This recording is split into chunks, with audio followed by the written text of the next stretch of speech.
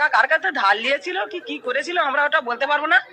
কেন মারটা খেলে উনি সোশ্যাল মিডিয়া এসে বলুক যে এই জন্য আমি মার খেয়েছি, আমি কার কাছে টাকা নেই, কি আমার কোনো দেনা ছিল কি ধার ছিল কাউকে দিতে পারিনি, কি বিষয় উনি আবার মিডিয়া এসে যে পাওনাদার সে বলছে আমি পাবো, আমার দেবে না কেন।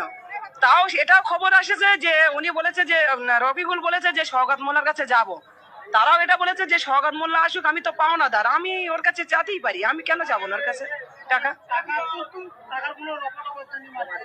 টাকার জন্য তো মারটা খেয়েছে, টাকা কার কাছে ধার নিয়েছিল কি কি করেছিল আমরা ওটা বলতে পারবো না।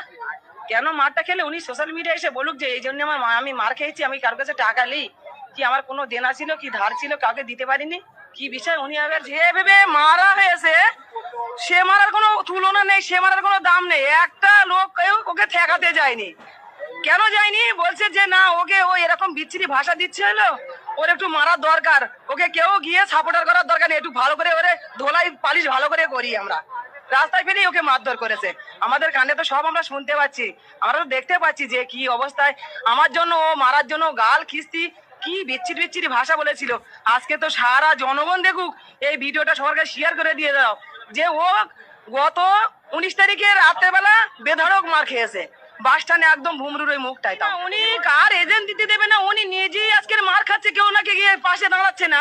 উনি আমার বলে আমার 300 500 1000 লোক আছে, সেই লোকগুলো তো ওনারা সাপোর্টার করতে পেতো যে আচ্ছা ঠিক আছে রফিকুলি ভাই মেরো না, ওকে মারার দরকার নেই, ওকে মারধর কেউ করো না, আমরা ওকে ঠেকাই, কেউ ঠেকা কই কেউ তো পাশে আসেনি।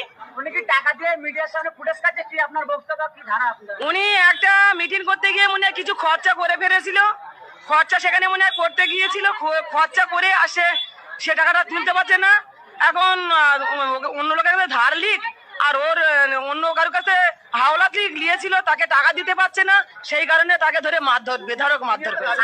না লোকজন নেই বলি তো উনি মারটা খাচ্ছে বাস স্ট্যান্ডের উপরে দাঁড়িয়ে, যদি লোকজন থাকতো কি আর ওনার, তাহলে আমার যদি কেউ একটা গাহাত দেয় আমার আইএসএফ লোক ছুটে আসবে যে না পাপিয়ার দিন মেরে যায়, তাহলে রফিকুল ইসলামের মেরেছে আবার বলছে লোকের সাথে সবাই বলছে চুপ করে কথা ভালো ফাহেস করো না, কাউকে একে জানাজানি করো না। কে জনপ্রিয় নেতা, কোথাকার জনপ্রিয় নেতা ও কথা আমরা বলতে মানি, আমরা সবার কাছে যাই, সবার কাছে যাই, যে যা বিপদে পড়ে তার সামনে গিয়ে দাঁড়ায়, আর উনি মার খাচ্ছে, উনি জনপ্রিয় নেতা মারাচ্ছে এখানে।